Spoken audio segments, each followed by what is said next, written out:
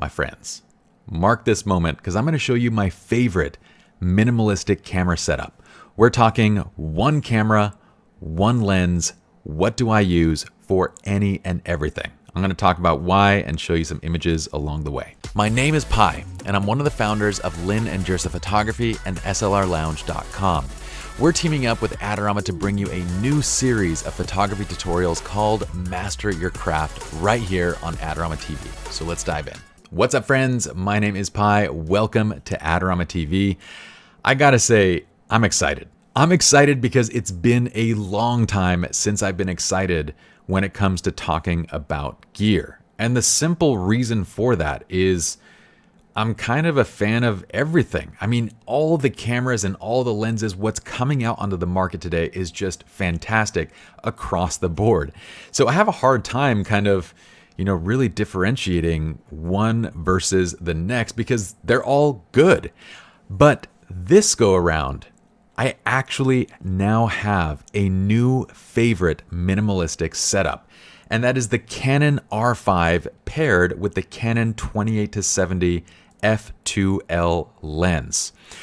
I'm not saying this to be a Canon fanboy. What I'm saying here is that my favorite setup is this zoom lens, and in particular what we have in the 28-70 f2 is a zoom lens that behaves aesthetically like a prime and also has the low light capability of a prime with an extra stop of low light.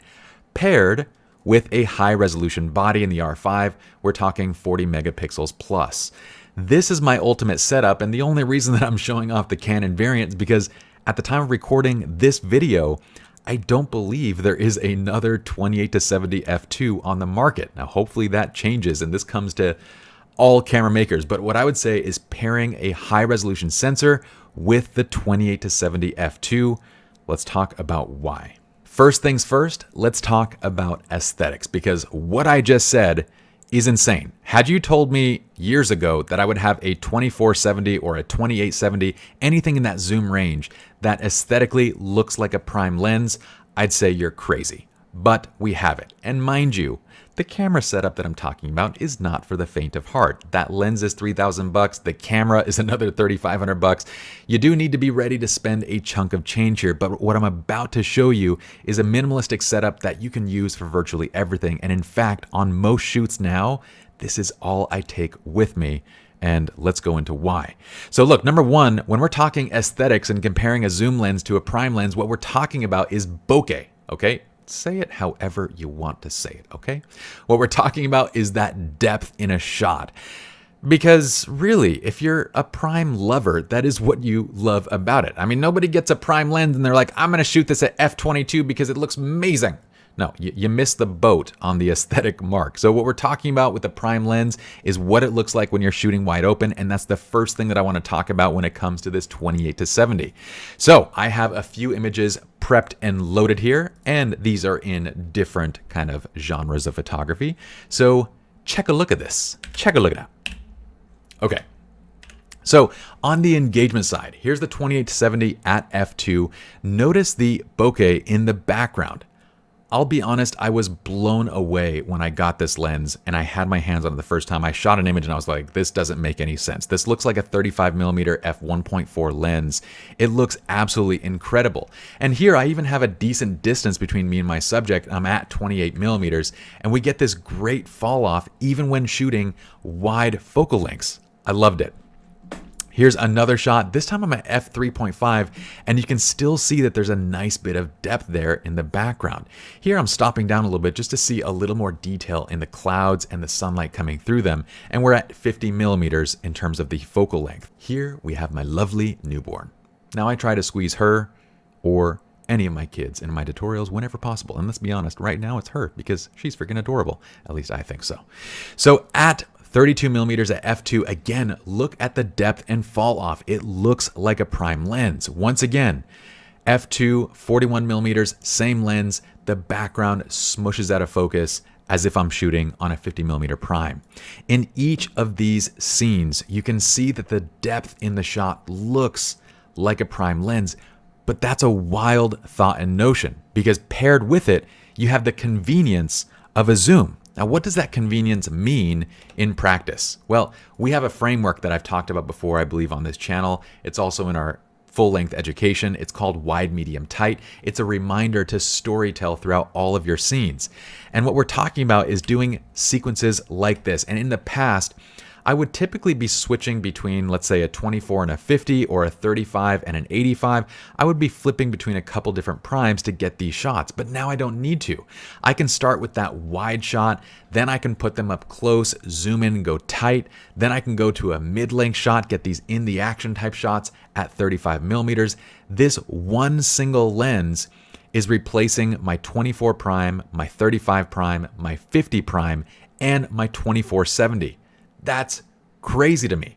So yes, I am excited about this because for the first time in a long time, I can shoot the images that I want while carrying less gear around with me. And if you ask me, the price point is steep for a combination like this, but it becomes very worthwhile if you're shooting a lot because you're not having to carry nearly that much. That means weight savings. That means less equipment to buy. That means less equipment to potentially break on your shoots. Look, here's another engagement session. We go for that wide shot. I go for the medium shot and I can go tighten on the details. Again, look at the fall off in the background. Look at how beautiful these shots look. This looks like a prime lens. Oh, and here's another. Oh, look. Here's a kind of a little similar shot that I like to do. Now, in the landscape side, I do the same thing. So one of the things that I love doing with my landscapes is I love telling a story with the landscapes, going wide, medium, tight, and it makes it that much easier when there's not necessarily an epic grand shot to be had. So let me show you what I mean. This is kind of a tip within this little review here. So what I'm gonna do is show you this image first, okay? This image would have been kind of the grand shot for this scene. And when you look at it, you're like, that's kind of craptastic. I mean, it's not shot at a great time of day. If I show you the color variant of this, it's not any better than the black and white, hence why I made it a black and white. It's murky, cloudy, all of that. So I thought it looked cool as a filmic black and white. But the scene isn't anything impressive, the composition isn't anything impressive, and if you were only aiming for like one type of a landscape shot from your shoot, you'd walk away from this shoot not really having anything. So watch this little tip. What I'm gonna do is actually turn this into a square crop, right? I can kind of choose anywhere I'd like in terms of like what to keep and what to frame out, but let's do that.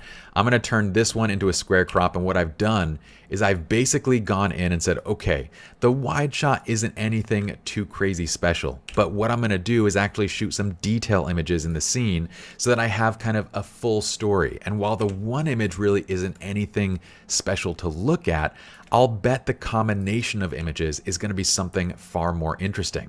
So I shoot a few different versions, a few different angles. Here, I'm going to focus in on this rock right there. I love it. And now what I'm going to do is place these into a 4-piece wall art spread. We're going to press N inside of Lightroom, and you can see exactly what I'm talking about.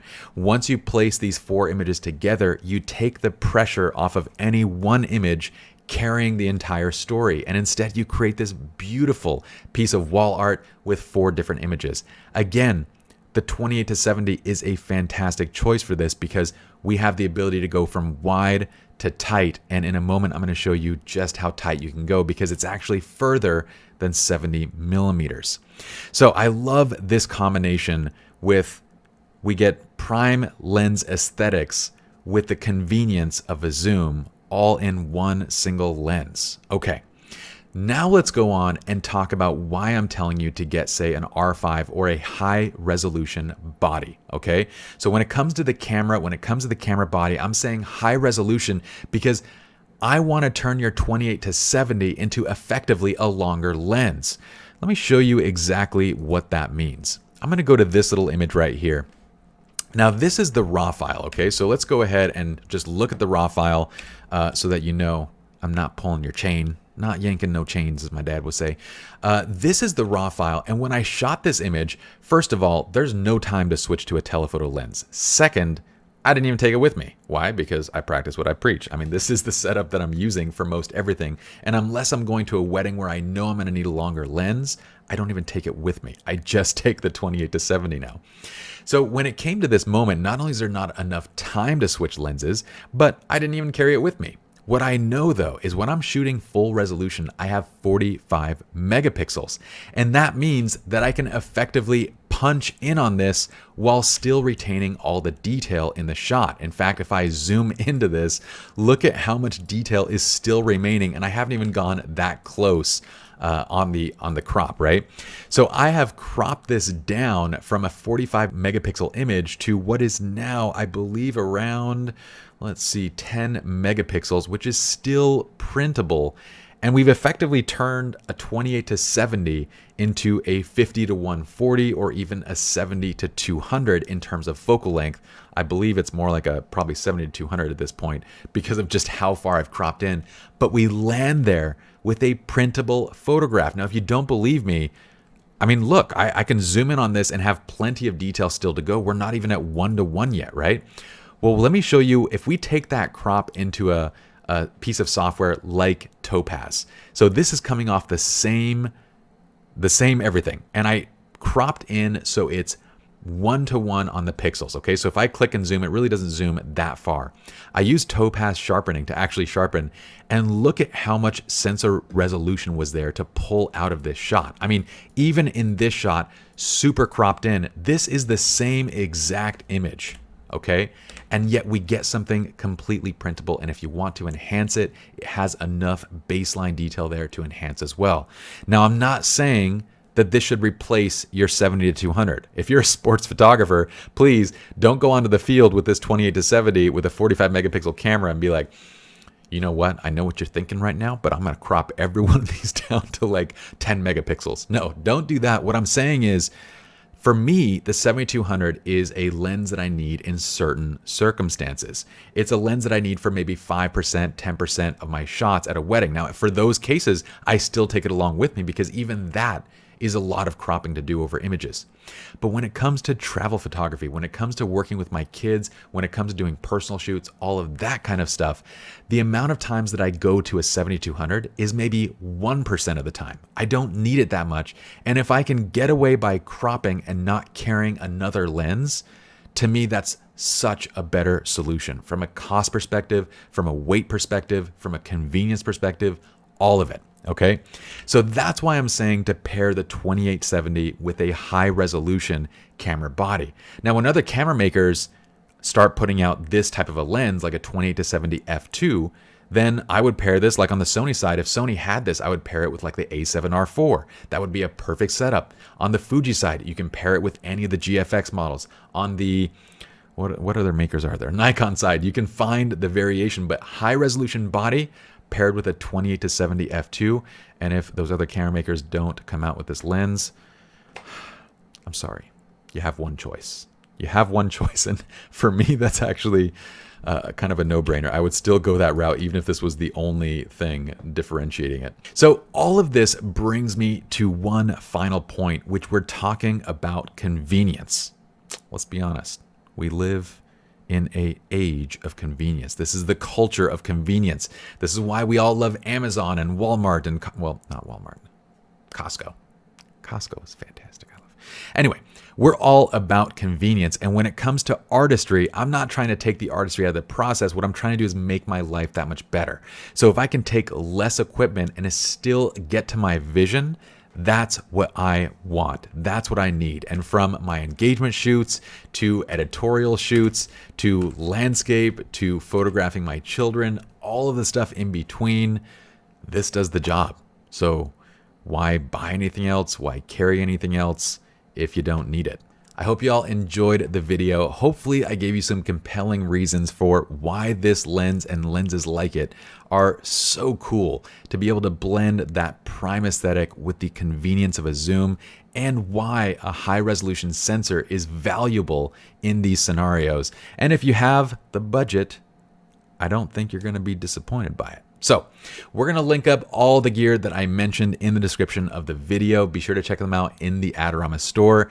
If you enjoyed the video, you know what to do. I'd also appreciate you commenting on the video, letting me know what you think and what you guys would like to hear about next. In the meantime, have a great time, and I'll see you all in the next video. Peace.